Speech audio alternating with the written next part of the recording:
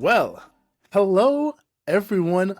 I am Sphinx Akasha, your champion of bards currently. Um, Uh, I said currently. Don't worry. Allegedly. I put the addendum there. It's fine. Allegedly. allegedly. Oh, allegedly. Now it's allegedly. Well, uh, as you can That's see from the self-titled, chaos. though. What? What was that, sweetie? I said the self-title, though. Listen. No one else was taking it, so I did. And then, then, if you're listening to us right now, you are currently listening to Tea at the Table, or rather, the Everbright Archive at the Table, which the Everbright Archive has a fun little acronym that is T. So it's Tea at the Table. I am your host and humble storyteller, Sphinx Akasha, and I'm joined by these lovely, wonderful bards and players and fellow storytellers. I will go ahead and let them introduce themselves. Diamond. Diamond was not prepared to. You were the first on my Diamond screen. was not prepared to go first, but okay, I guess. Oh, But it's fine. Hiya. We have a My name's cat at Madness the Simon, table. but since we're friends now, you can call me Diamond. I'm Madness Simon in everything, and for this project, I play Jemmy Horde, the curator of epics, and also a champion, mind you. Doradin's own champion of knowledge and secrets, who has a little bit of history with the so-called champion of arts. indeed. And Selkie, you're next on my screen. Coolio. I'm Silky Cove. You can find me pretty much everywhere at Silky Cove. And I technically play one but a few characters for this wonderful project. When they're not split apart, I play Erebos, but when they are, which is most of the time, I play either Phobitor, who is the stuff of your literal nightmares, or I play Rabbit, who is the stuff of your literal dreams. Amazing. We go next to Sweet Tea.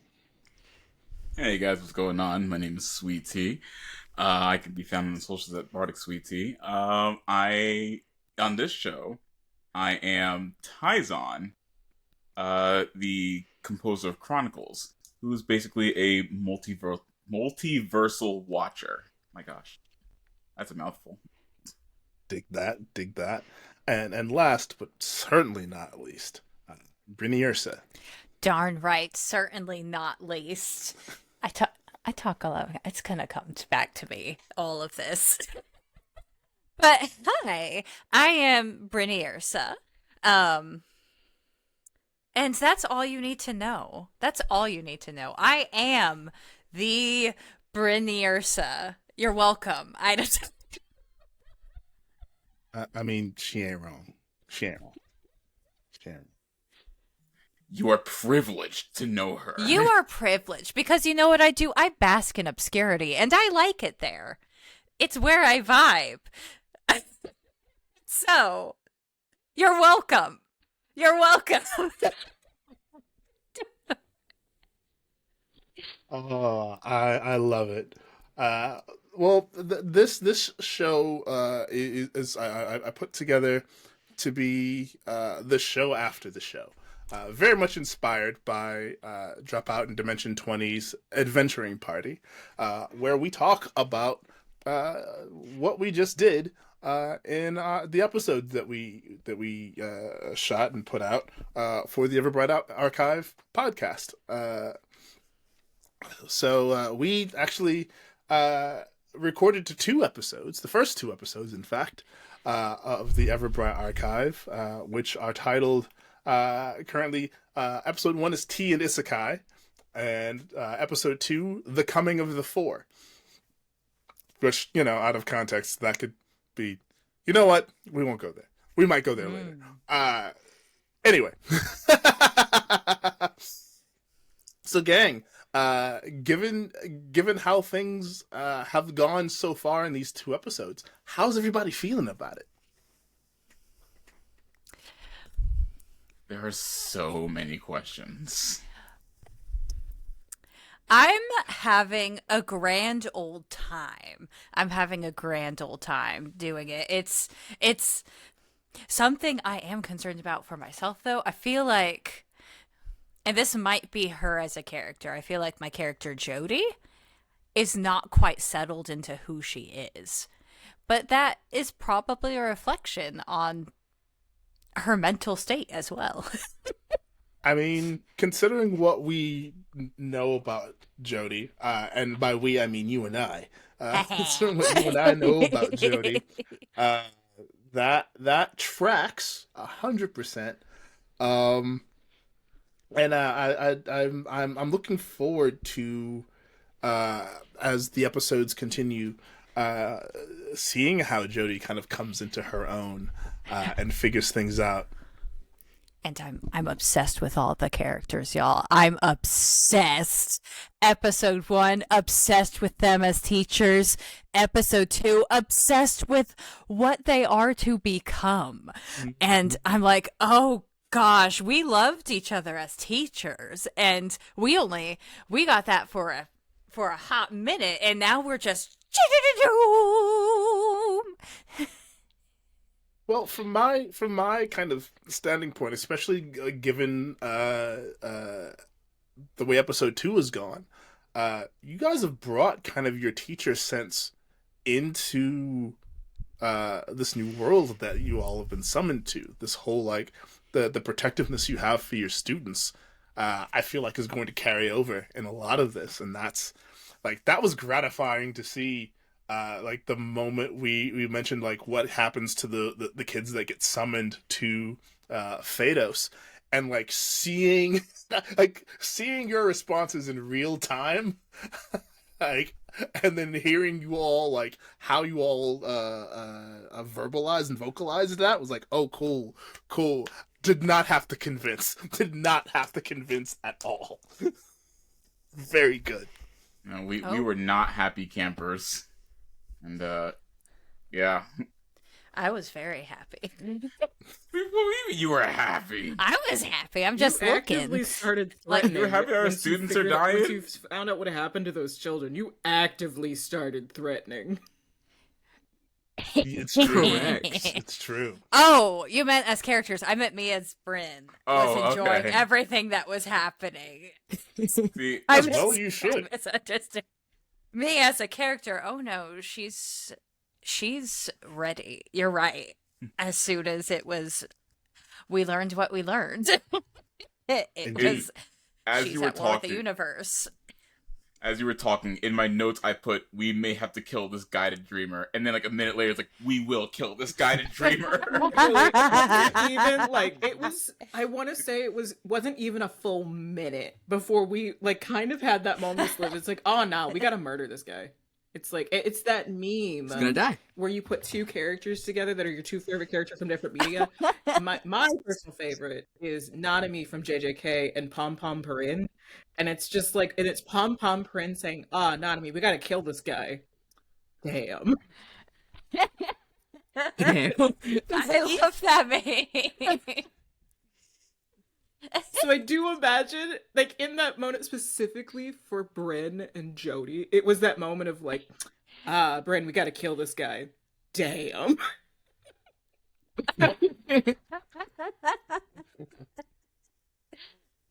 That's what we're doing. There's not a question. There's no the children, our students.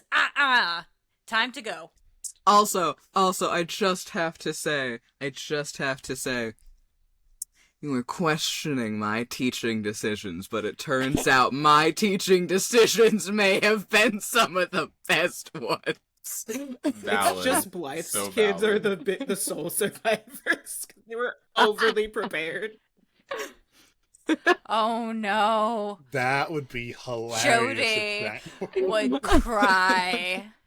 All that time she spent into teaching them survival skills and not what. Oh, it would be funny, but let's just, trauma.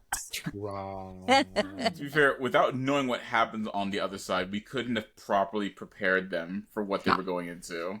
You did your best, and that's kind of the thing that I think a lot of your characters will have to come to terms with. Like, you did your best, and at the end of the day, like, it's up to them, up to the kids, wherever they get summoned.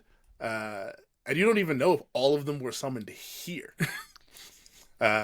So What? it's yeah. Yeah, your this world is not the only world that's taking people from across the multiverse. These poor kids. So, will you meet some of your students? We'll see. We'll see how that goes. Uh, I'm excited. It's something that I've got to talk about before we move any further into like the actual story of the last story. Uh, Getting to meet everybody's Bardsonas and getting to have like them all interact during that first part of episode one was the choices you all made in portraying those characters. Chef's kiss, 100% chef's kiss. Uh, I've got to, Sweet Tea, because of the way you portrayed Taizan and Taizan like exiting the door and kind of like that like beelining to you are the reason now that so for those of you listening Gesundheit, Brennersa. For those of you listening, uh if you don't know, I'm also composing the score for these episodes. And was tracking the I spent yesterday and the day before pretty much watching episode one and marking like, okay, music's gonna go here, music's gonna go here, music's gonna go here. And I start naming them just so that I have a placeholder of like, okay, this is what the vibe is going to be. All of the Bardsonas are getting their own theme.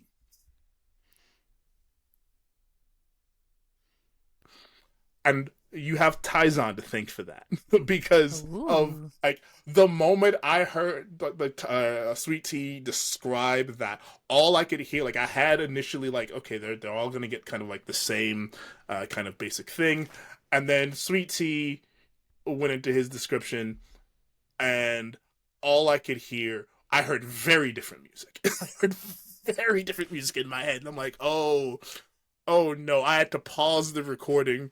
I pulled out my voice notes app and sung what I heard into the app so I didn't forget. Ooh. And I'm like, all right, I know what this means. This means everyone has, because I can't just do Taizans now. Everyone has to get one. So That's kind of yeah. sick. Yeah, it's going to be cool. A total of 21 tracks from this episode alone. Wow. Everbright Archive. Also, EP. for anyone listening to this, as we're recording this, we as the players have not heard the fully edited episode. So when you No. guys hear it for the first time, we're gonna hear it for the first time. We're just excited to see you guys. Yeah, full of music and audio effects. I'm really excited to get down into the meat of that. But yeah, I started recording some stuff earlier today, and was like, oh, this is gonna be fun. This is gonna be good. This is gonna be good. The simple stuff and the complex stuff. But yeah, your Bardsonas, like getting to see Jemmy's like non-recognition initially of the champion, and then that like almost like heartbreaking moment of like the recognition, the journal doing the way you described the journal doing its thing, bringing out the teacup, like everything was.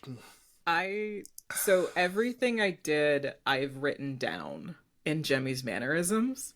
Because for anybody who might follow us, as you should, on different social medias, all of us have made TikToks of our Bardsonas to show what they look like, kind of show like interactions.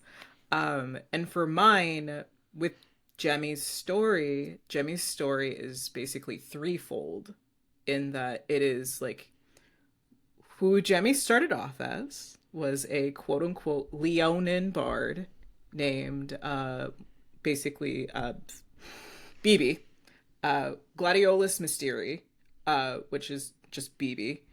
Um, and then Jemmy, like Horde, in the younger version, which I call pre-Doradin. And then you have the current Jemmy, who is the champion of bards. So also why Jemmy has so many titles is because I wanted to tell like Jemmy's entire story leading up to Everbright and how it intertwines. But I wanted to use visual markers in my videos to show it's like if people can pick up different details of why Jemmy is a little bit weird sometimes about things. Because one of the things about being long lived, maybe your memory is not the best. So you have to have a accessibility tool. And Jemmy's journal is that. So that journal never leaves their side. They constantly have it on them. They write down everything. I even have a 2-page spread sketchbook page specifically for Badru, chronicling like different moments from the TikToks that are now canonized through myself and Sphinx talking. But the teacup was one of those ones where I was looking for props. I knew I wanted the journal. I'm a big Doctor Who fan. And I wanted one of Jemmy's inspirations to be River Song. And that you meet people like in different moments in time. And River's journal was always iconic to me growing up. And then, but the teacup, I wanted it to be something that I could weave into the lore. Especially since like the Everbright Archives acronym is T. And so I picked a cup that is very floral, very delicate to fit the older version, like pre-Doradin Jimmy. That would have been a gift from someone special. And it's a treasure to them. And then just a little detail about like the chip and it being arcanely protected so it won't happen again. But I was glad I got to do that. I'm glad I got to also mention the fact that like Jemmy's not humanoid. In Yeah, your intro was fantastic. You made me go first. I did not expect that. And I'm apparently glad it made that you was go the first. right choice. That was the right move. Well, and then it's like, and it's also it's Jemmy's door, and like describe because just behind the scenes peek, I got a random message from someone, Sphinx, asking me It was me. what would Jemmy's door look like, and I'm like, oh, all right, let me check. And so I sent 2 photos, and then I decided it's like fuck it, we drive it like we stole it. I'm gonna make a move. If I'm going first, I'm fucking going first.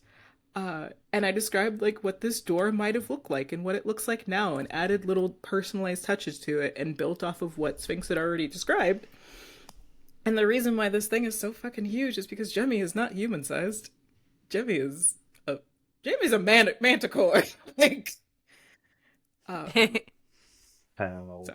yeah. She a big woman. literally.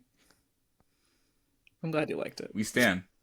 We 100% stand. I also got to mention Selkie, with Erebos being like right out of the gate, like the most like friendly towards the champion. I just be like, oh, it's so good to see you. Like, oh my gosh, I wasn't expecting that. I was expecting like anger and vitriol, or at the very least like some kind of sternness. Granted, you brought the sternness later when you're like, as much as I'm enjoying this, we're here for business. I'm like, nope. You gotta take care of this business. I'm so glad that caught, because unlike the others,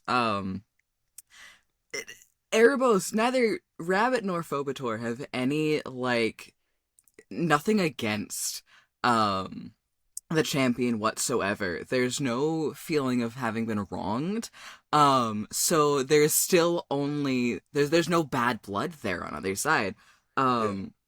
Because the reasons they're challenging the champion has nothing to do with the champion himself, or for, honestly, themselves either, which is a bit of a different, it's a different spot to be in than the others, who all have these very, personal reasons that are directly related to the champion. Sure. And so they're able to still have these nice interactions and not have them, I'm not going to say tainted, because I don't think that any of the others' responses are anyway tainted or anything like that. No, not at all. I love getting to see the back and forth being thrown between all of the different characters and the champion. It was so brilliant to watch them all come in and be like, in various and more polite to less polite ways, be, hello, good to see you, fuck you. It's my favorite things, but it's also not just with the champion, but Erebos as a whole, and Rabbit especially being the one who showed up. They have a soft spot for all of these people. As I said, the champion included. So they got to take a seat and kind of watch all of the attacks get thrown. And there was a point, they only interfered once, but there was a point where they wanted to egg it on a few times. And it's because I love you guys so much. I love it. Oh, I love it. And Bryn, just you came exactly with what I imagined you would, plus some, and it was you came firing on all cylinders. So like that was woo. And and that's part of, and I'm hoping to film another round of TikToks soon to get more into the actual characterization of Odile, because you're right, she came in on all cylinders, but it's also kind of piggybacking off of you, Cove. Her reasons are not the reason she's stating for what she's saying and what she's portraying. And you kind of got a hint of that when she was trying to ground herself to the moment, when she was like, Badru, and Badru's like, oh, that's not my name. And she's like, I need something stronger. Yeah. Because I'm seeing all of you right now. Yeah. and that's something for you listeners. If you haven't watched or listened to the episode yet, go back and listen to it, because you get the champion's real name.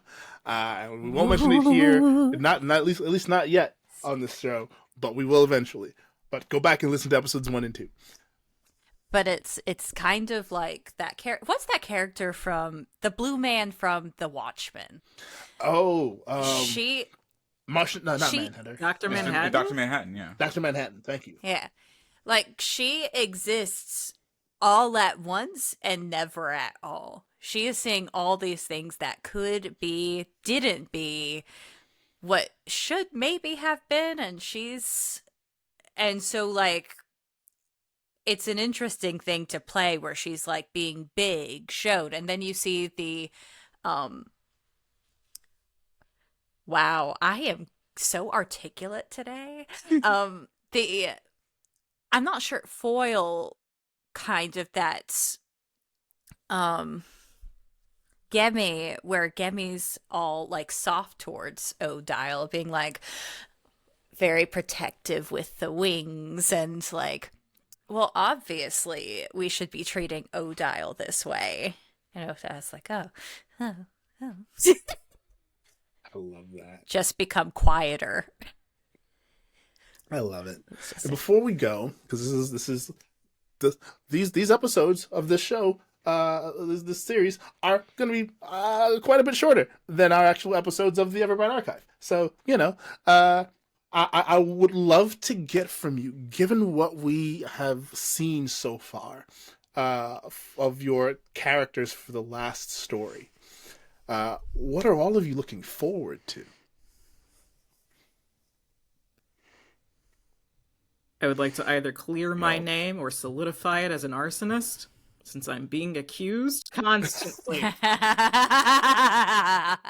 just steer into the curve, man. It's like, just, I need all of you to know that I love that so much.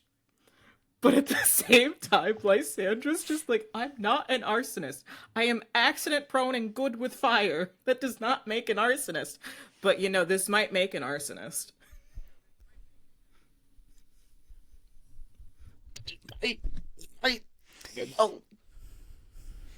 I'm looking forward to see how Malachi follows up on his promise to match their weird. Because in my head, I'm still not sure how I'm gonna make that happen, but I'm gonna make that happen. I'm just. I want to piggyback off of that, not for my own thing, but on top of that. Well, actually, you know what? Fuck it, it is my own thing now. I am really excited to see how that pans out. As the rest of us continue to get weirder, I want to know where Malachi then has to go. If Malachi's matching the initial weird, or if Malachi's weird has to grow with the rest of our weird. Yes. The ladder of weirdness. Yeah. No, and I'm piggybacking off of y'all. I'm just excited for Malachi. I'm like, what is this theater man about to do? What is he about to do? What's happening? Because he started off like just shuffling, speed walking in the hallway, being like, ah. And now he's in this other universe and he's like, let me spice things up with a lemon slice. And then I'm like, Listen, he's let me go eccentric on the crazy. stage. When he's on stage, he's the moment. Anywhere else, he's a normal guy. But Malachi, all this world is your stage. So I'm all of the world. You have a new role, and that role is hero. I can't wait to see Oof. how he fits that role. Oh, that's gonna be. I'm so looking forward to watching that and watching all of your characters kind of evolve into your ideas of what heroes are as you all like take on this quest to like find and now murder the Painted Dreamer, which is always gonna be the quest. Okay, hold on. I take issue with the term of murder. I feel like in this case it's technically a form of self-defense. That's fair. That is also fair. we killing him. No Killing him, but I feel like it's self-defense on our part. Technically. It is Is it also self-defense if we go after him, though? Is the thing. Yes. Technically. I don't know. We got pulled here. Listen, we're going into his house. We're kicking his butt. I'm You not brought playing us here. self-defense. He stole brought us us here. into his house. Listen. We were kidnapped. Kidnapping? Adult nap. To be But- fair, we don't even know if the guy the dreamer meant to bring us. Fair. But still, I will... We are And he also does. a year early, apparently. Now, no matter what, there will be some form of retribution for the children that have been killed. Because even if something's awry, and they were tricked, they are still students. That's where it needs to be drawn. It wasn't hypothetically fully grown adults. These would have been students that were manipulated to fight this enemy if they are, in fact, not an enemy. But either way, there's some form of retribution. Right now, we're on the kill train. We're all aboard the My murder only train. point- We are my all only point, aboard. We were adult napped. And Yeah. I think that is grounds So for we- yeah. I think that is grounds for argument that it is premeditated self-defense. Mm-hmm. There we go. We'll see. All right, I've been outvoted here. You guys tell us. Sniff Get in them the out. comments. You Get in guys the tell comments. us. Get in the comments for sure. It will be the first That might be the poll. name of this episode. Premeditated Someone self-defense. start a poll. Is this self-defense, or are we just going to straight up kill this Premeditated guy? self-defense. Premeditated Premeditated self-defense. I'm here for that. Well, thank you all for joining us. Join us next time for after our next episode of the Everybody Archive. Tentatively titled. What did I tentatively title that one? Oh yeah, episode 3. It's time for a montage. Ooh. Oh, it's gonna be fun. So yeah, and then come back for another episode of Tea at the Table, and yeah, we hope to see you there. Thank you, and may the dice roll ever in your favor. Bye. Ooh. Bye bye. Wow.